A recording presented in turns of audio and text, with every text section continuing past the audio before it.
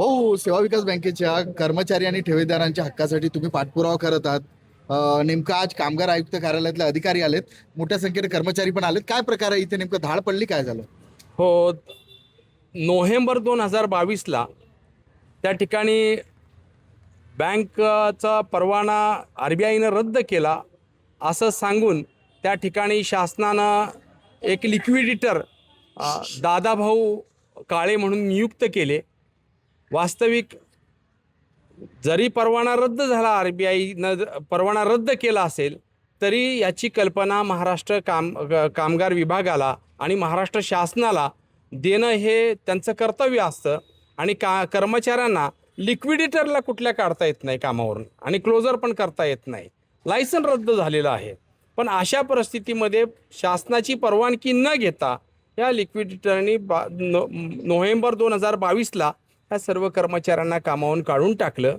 आज त्या लोकांच्यावरती कर्ज आहेत, घरं भाड्या हप्त्यावर घेतलेली आहेत, गाड्या हप्त्यावर घेतले, मुलांचं एज्युकेशन चालू आहे. आणि अशा परिस्थितीत अचानक सरकारची परवानगी न घेता त्यांनी कामावरून काढलं. 3 वर्ष आज त्यांना ते एक 15 दिवसात पुढच्या महिन्यात काहीतरी मी रक्कम तुम्हाला कॉम्पेन्सेशन देतो, फक्त ग्रॅज्युटीची रक्कम त्यांना दिली आणि काढून टाकलं.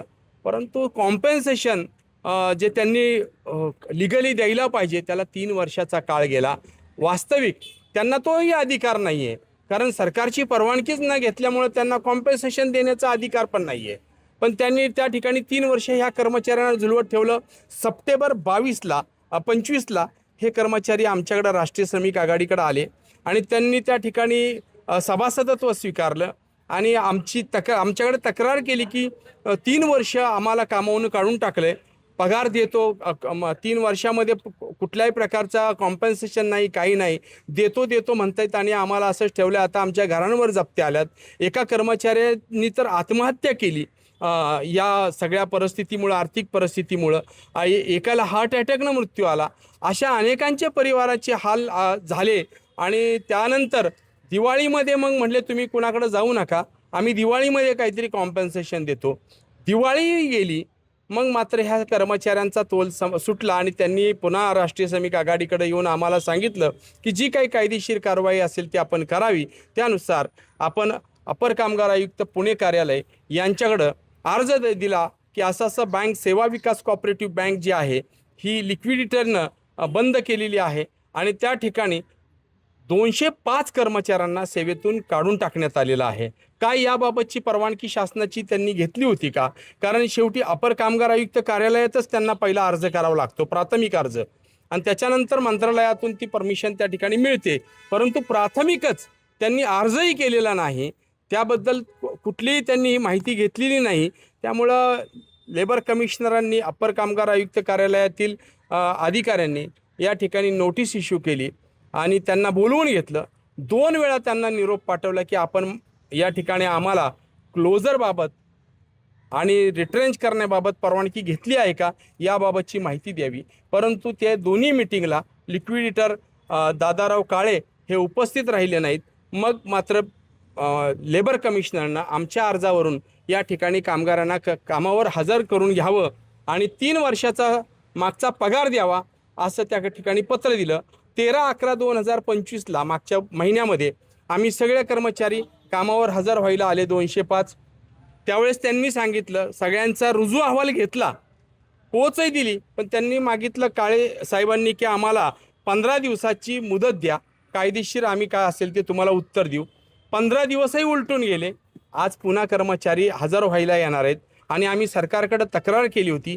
त्या अनुषंगानं आज कामगार आयुक्त यांनी अधिकाऱ्यांना, सरकारी कामगार अधिकाऱ्यांना आणि त्यांच्या इतर टीमला जाऊन इन्स्पेक्शन करावं आणि काय ही बेकायदेशीर का बँक बंद केली आहे का, 3 वर्षाचा पगार थकवला आहे का, हे सगळी पाहणी करावी आणि ताबडतोब पुढील कारवाई करावी. यासाठी खाली त्यांनी आदेश पाठवले. त्या आदेशाप्रमाणे आज सर्व शासकीय कामगार अधिकारी आणि त्यांची टीम या ठिकाणी 1 तास झालं इन्स्पेक्शन चालू आहे. त्या ठिकाणी अजून तरी लिक्विडिटर त्या ठिकाणी नाही आहेत आणि इतर जे काही कर्मचारी आहेत त्यांच्याकडं ते चौकशी करत आहेत.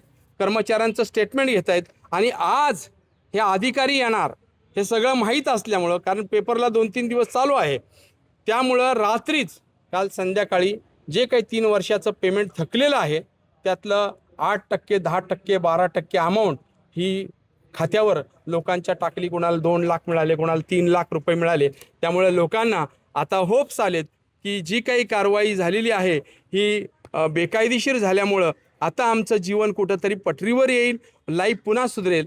यामध्ये आज इन्स्पेक्शन झाल्यानंतर जर कुठल्याही प्रकारची डॉक्युमेंट्स सादर करू शकला नाही लिक्विडिटर, तर त्यांच्यावर त्या ठिकाणी प्रोसिक्युशन खटले दाखल होतील गव्हर्नमेंटमार्फत आणि बँक पुन्हा चालू करावी लागेल.